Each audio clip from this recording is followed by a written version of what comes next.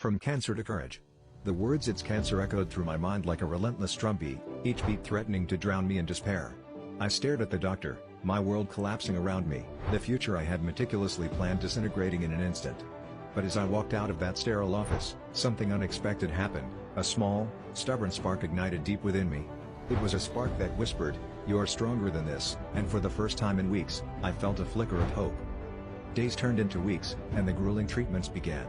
Chemotherapy was a brutal opponent, each session leaving me feeling like a shadow of my former self. But every time I looked into the mirror, I saw not just a patient, but a warrior. I started documenting my journey on TikTok, sharing my highs and lows, my fears and triumphs.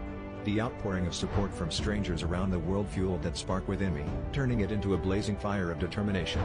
I was no longer just fighting for myself, I was fighting for everyone who had ever felt hopeless.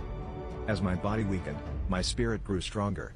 I found strength in the small victories, like the day I managed to walk around the block, or the first time I laughed in weeks. I began to appreciate the beauty in the mundane, the extraordinary in the ordinary. My story resonated with thousands, many of whom were fighting their own battles.